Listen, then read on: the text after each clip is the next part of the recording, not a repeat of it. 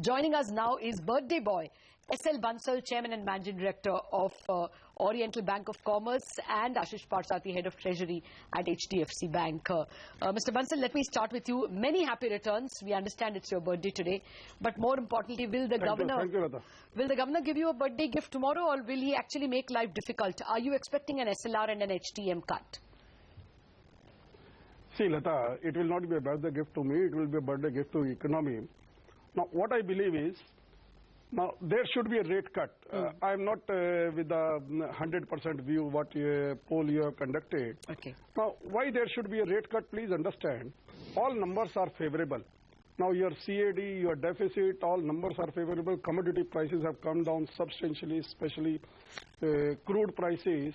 So, if you cannot cut now, it will be very difficult for you to take a call subsequently. No, Mr. Bansal, second thing is... yeah, go ahead. Let me complete. Now, first, let us see whether there should be a rate cut. I think there should be a rate cut.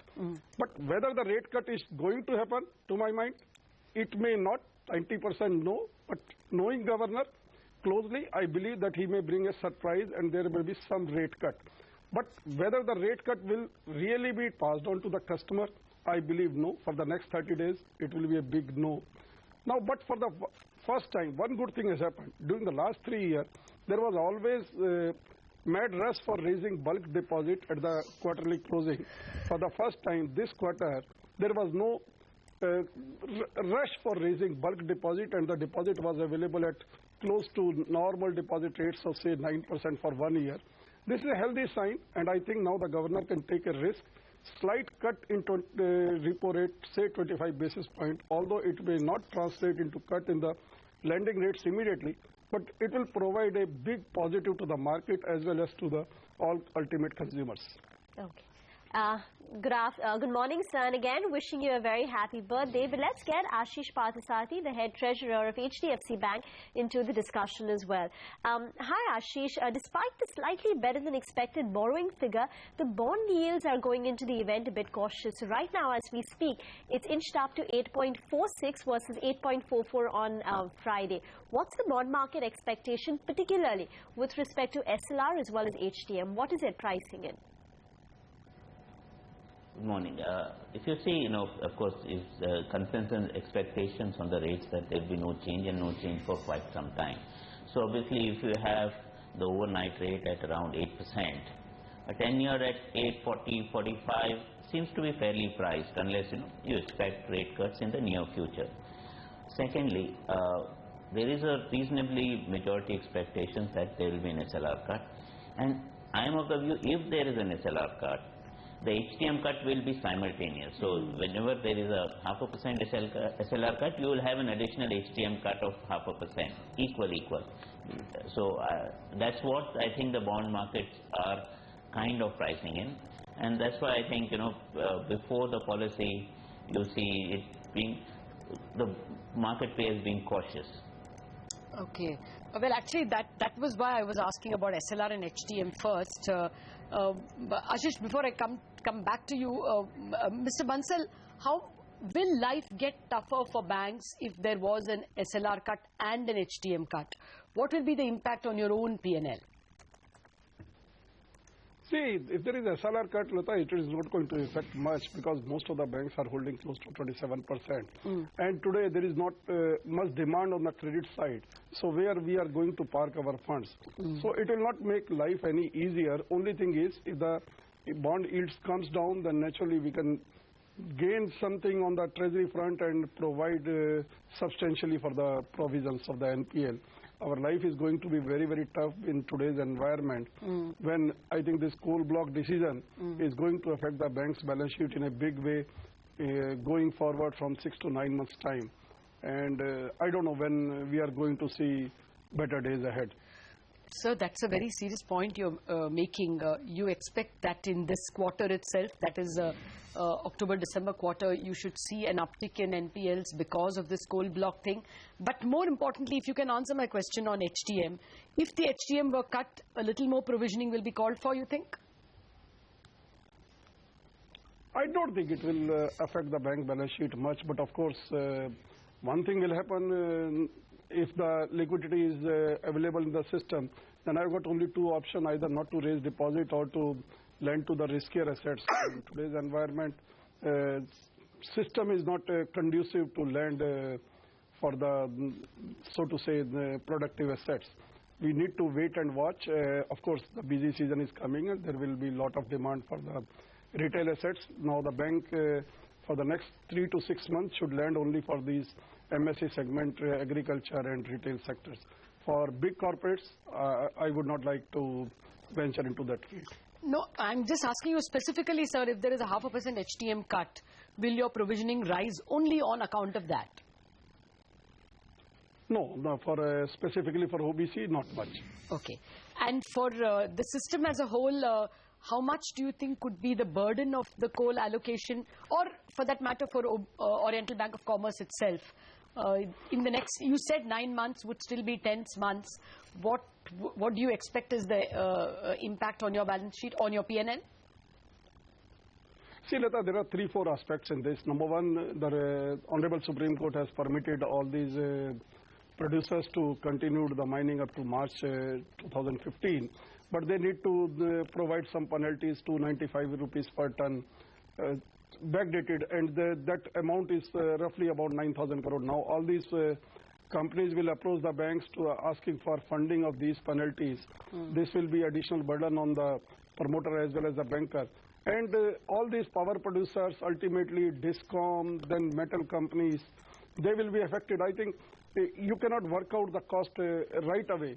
Ultimately, it depends on the policies of the government, whether they will bring out some preferential allotment for the existing producer, or they will go simply by the auction mode.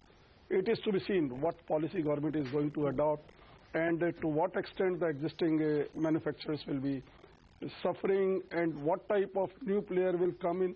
See, most of the people have invested a lot of money in these existing 40 coal blocks which are operative, and it is to be seen how it will span out.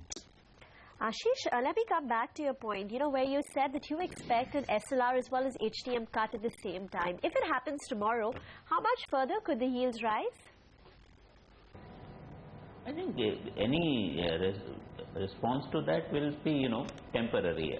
They could go up by anywhere between 5 to 10 basis points. That's about it. Even though these changes are happening and there's a clear roadmap that SLR will be brought down and so will be the HTM, there will be firstly at this point in time credit growth is very anemic, and so there will remain some amount of demand for SLR bonds from the banking system. Secondly, as the SLR comes down, the LCR requirement of banks will continue to go up, so they need to hold liquid assets, and a lot of it would be in government securities. The total holding of government bonds by the banking system in terms of their percentage to the DTL is unlikely to come down, so that demand will remain. And if you see, the investor sentiment towards India is extremely positive, so you've seen a lot of overseas portfolio interest in the debt side in government bonds, and that is again likely to continue. Thirdly, there is a reasonably large demand and which is likely to increase from entities like pension and provident funds, which you'll see pan out over the next 6 to 12 months. So demand for bonds I don't think will be an issue. Okay, I just wanted to elaborate a little bit for viewers who are not familiar with the LCR abbreviation that Ashish used. It is the liquidity coverage ratio. Under the new Basel norms, you have to set aside a bit of money called the liquidity coverage ratio equal to your 30 days payout. That has to be kept in very liquid bonds. Usually they're SLR bonds, but not all SLR bonds are qualify. It's only the very high liquidity bonds that will qualify. So what Ashish is saying is that even if SLR is cut, people will want to buy the very liquid bonds like the 10-year bond, and therefore you will not see the 10-year bond price falling or yield rising much. That's the expectation of the market. So largely it looks like bond markets will not be terribly affected even if there is an SLR and an HTM cut. Ashish, one final question to you. What will you watch out for in the language? Everybody was terrified with those couple of sentences that the governor said last time. One, that there is still upside risk to that 6% inflation of January. As well, he has repeatedly said, let us fight and win this battle against inflation once and for all. What will you watch out for? Do you expect him to repeat both these statements? What will be the impact on the psyche of the market? See, I don't think his stance will change significantly. There could be some bit of dovishness in the stance, but not beyond that marginal dovishness, because the stance is extremely clear. We want to fight inflation, bring it down to a lower and sustainable level once for all. We have seen, whenever there has been a fall in inflation and we have reduced rates, inflation has come back in the economy. So we don't want to repeat that kind of situation again this time. So I think that stance is unlikely to change. If at all, there could be some marginal change given the trajectory of inflation, which could be slightly better than what has been forecasted. So there could be a bit of what everyone calls it dovishness. Otherwise, I think the stance remains the same. And just to add on the LCR bit, I think at this point in time, my understanding is all government bonds are eligible as high quality liquid assets. So it's not only specific bonds, but all. I had RBI sources telling me it will be the more liquid ones. So I'm not sure state government bonds are not qualifying as LCR was what I was told. Anyway, the more important point, and I'm running out of time, Mr. Bansal, but very quickly, so you all got a promise that you will be able to ensure that the DISCOMs raise tariffs every year or regularly, pass on their costs. Have you been able to implement that, ensure that tariffs are increased regularly without you lending money to them before that? Lata, frankly, the rates are going up, but it is not as per expectation. And more so, the important thing is losses are not coming down as it was expected. Now, what was expected by March 15, there will be no cash losses, but still what we see is the cash losses are still there. I don't know how the things will be addressed going forward. But a lot of improvement have taken place in the DISCOM, but this coal block allocation, what the reserve this Supreme Court has announced, it will act as a body blow to the DISCOM also, because there will be a pass-through effect, and naturally the power become costlier. Whether they will be able to pass on this excess cost to the ultimate consumer in a democratic setup, it is going to be very, very difficult. Now, on the one side, we are trying to contain the inflation. On the other side, the administrative prices will go up. How to address all these issues will be a big worry for most of the state government also. Okay, Mr. Bansal, we'll leave it at that. Thanks so much for joining in, and again, wish you a very good day. And thanks, Ashish, for joining in.